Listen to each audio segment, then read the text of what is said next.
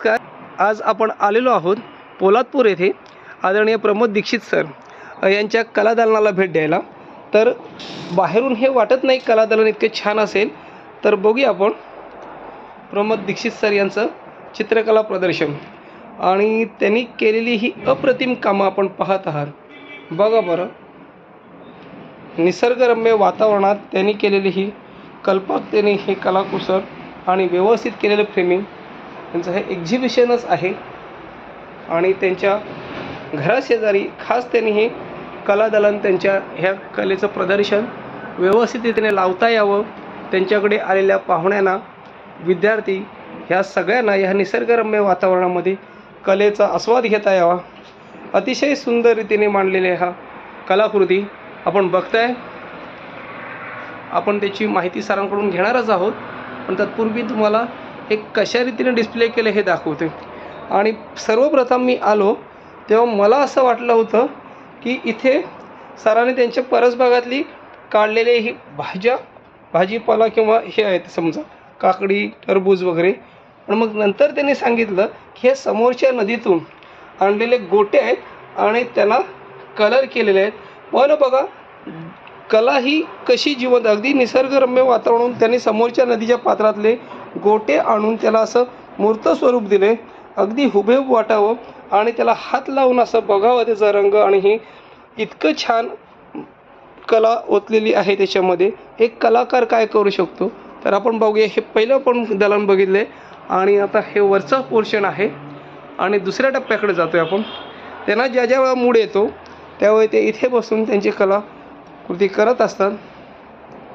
प्रत्येक कोपरा आणि कोपरा त्यांनी ह्याचा व्यवस्थित वापर केलेला आहे. म्हणजे ह्याच्यामध्ये कुठलं बेस्ट ठरवावं असं नाही, ते सगळंच बेस्ट आहे.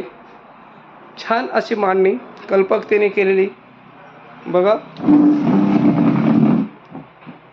म्हणजे निसर्गापासून व्यक्तिचित्र रेखाटण्यापासून अगदी देवी देवतांपासूनचे हे फोटो काढलेले आहेत त्यांनी. पहिले दाखवतो, नंतर आपण त्यांच्याकडूनच माहिती घेणार आहोत. बघा, इतक्या कलाकृती आहेत की त्यांना ठेवायलाही जागा नाही, एवढी जागा असूनही. म्हणजे किती काम आहे ह्या सरांचं. आणि आतापर्यंत त्यांनी कित्येक त्यांची प्रदर्शनं झालेली आहेत, त्यांना मिळालेले अवॉर्ड्स असतील.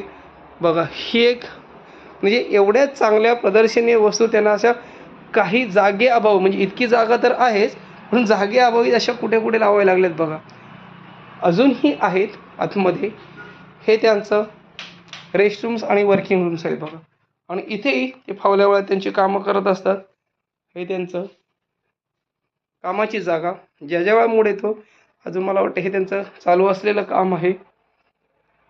तर आपण सर बसूया आपण इथेच. तुम्ही मला थोडीशी माहिती द्या आणि ह्या छंदाबद्दल थोडंसं तुम्ही मला सांगाल तर खूप छान वाटेल. सरांचं रायटिंग बघा आपण. सर, खूप छान वाटलं तुमचा परिसर आणि तुमची कला बघण्याचं. सर, हे किती वर्षापासून करताय आणि कसा आनंद घेताय, जरा आम्हाला आमच्या विद्यार्थ्यांना माहिती द्यायची. हे मी लहानपणापासून मला आर्टची छंद म्हणजे चित्रकलेची आवडच होती. लहानपणापासून मी 10वीपर्यंत मला वाटतं ज्या शाळेच्या स्पर्धा व्हायच्या त्या शाळेच्या स्पर्धेत नेहमी बक्षिसं मिळवायचो. त्यामुळे मला वडिलांनी मग ओळखून जे स्कूल ऑफ आर्टमध्ये ॲडमिशन घेऊन दिलं 10वी पास झाल्यावर. त्यानंतर मग जेला अप्लाइड आर्ट म्हणून कमर्शियल आर्टिस्ट, असं कमर्शियल आर्ट म्हणून जे असतं अप्लाइड आर्ट, ते तिथे 5 वर्षाचा माझा डिप्लोमा झाला. त्यानंतर ॲडव्हर्टायझिंग एजन्सीमध्ये मी 5-6 वर्ष जॉब केला आणि मी नंतर कंपनी सोडून स्वतःचं ऑफिस सुरू केलं. आणि त्या ऑफिसमध्ये मी जवळजवळ 30 वर्ष काम केलं. छान सर. मग याची तुम्ही आतापर्यंत खूप प्रदर्शनं पण लावली असतील ना, तुमच्या आठवणीतलं असं कुठलं प्रदर्शन? नाही, मी आता जे मुंबईत जे काम केलं ते ॲडव्हर्टायझिंग एजन्सीत जे काम असतं ते कमर्शियल असतं. जे काम केलं आणि त्यांचं पेमेंट त्या कंपनीला दिलं ते चित्र की त्यांचा अधिकार असतो. तशी ती आता पूर्वीची जी काही कामं आहेत ती सगळी विकली गेलेली आहेत. हे आता लॉकडाऊन नंतर 22-23 नंतर ही जी कामं सुरू केली 2-3 ते आता 3-4 वर्षात, तीच आता इथे तुम्हाला दिसत आहेत. ही 3-4 वर्षातली कामं आहेत. म्हणजे 3-4 वर्षातलं तुमचं हे एवढं कलेक्शन आहे आणि खूपच छान. आपण पाहताय, मगाशी दाखवलं तुम्हाला. आणि वाटतही नाही की एवढ्या कमी वेळात तुम्ही इतकं छान. आता मध्यंतरीच्या काळात आपल्या रायगड कला अध्यापक संघामध्ये तुमचा एक छानसा डेमोन्स्ट्रेशन पाहिला, हो. तिथे आपल्या रायगडमधले सगळे. मग तिथे तुम्ही कुठलं प्रात्यक्षिक दाखवलं होतं सर? तिथे त्यांना मेमरी ड्रॉइंग हा विषय त्यांनी मला दिला होता. तर माझं काय, तुम्हाला तर बहुतांश ह्याच्यात दिसेल की फिगर ड्रॉइंगवर माझं काम चांगलं आहे.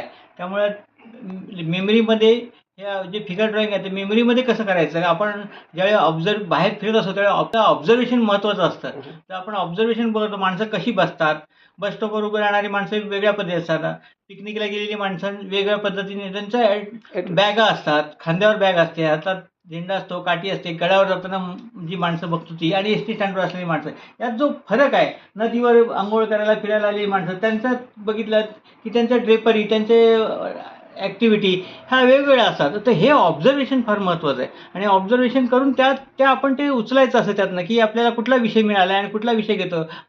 मार्केटमध्ये गेलो तर हातात पिशव्या असणार, माणसांच्या हातात काही ते वस्तू खरेदी केलेली असणार, सोबत मुलगा असेल, आईस्क्रीम खात असेल. थोडक्यात वेगवेगळ्या अँगलमधून आपण निरीक्षणातून त्यांचं चित्र रेखाटण्याचा प्रयत्न. म्हणजे निरीक्षणच करणं हे आपल्या महत्त्वाचं आहे. ते निरीक्षण हे जर चांगलं स्ट्रॉंग असेल तुमचं, तर तुमच्यातून चांगले आउटपुट बाहेर पडणार. चला, खूप छान माहिती दिला सर. मग आतापर्यंत तुम्ही विद्यार्थ्यांना पण इथे क्लासला घेता का, की असं विद्यार्थी कोण येतात तुमच्याकडे? मी परमनंट असा विद्यार्थी कोण क्लासला येत नाही, पण जे गाईड मार्गदर्शन म्हणून विचारायला येतात, त्यांना पुढच्या शिक्षणासाठी काय करू, काय, त्यासाठी मी मार्गदर्शन करतो. नक्कीच सर, आणि खूप छान काम आहे आपलं की तुमचं ह्या शिक्षण क्षेत्रात एक करिअर निवडताना चित्रकलेविषयी नक्कीच तुमचं मार्गदर्शन प्रेरणा देईल. आता बघा, आपण सगळेजण पाहतात ही आर्ट गॅलरी, खूप छान असं त्यांनी केलेलं आहे. सगळ्या प्रकारचं चित्रण आहे, बघा बरं, पोर्ट्रेट असतील किंवा, आणि खूप छान रीतीने सर तुम्ही त्याची मांडणी केली आहात. आणि विद्यार्थी, शिक्षक, पालक आणि सर्वांसाठी हे चित्राला मला वाटतं बरेच जण इथे येऊन भेट देऊन जात असतील. आज माझाही योग आला ॲज अ कलाकार म्हणून. खूप दिवसापासूनची इच्छा होती आपल्याला भेटायला.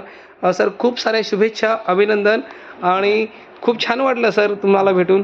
पुढच्या तुमच्या ह्या कार्यासाठी आपल्या संपूर्ण आमच्या अक्षरशिल्प टीमकडून आणि इतर सर्व परिवाराकडून खूप साऱ्या शुभेच्छा.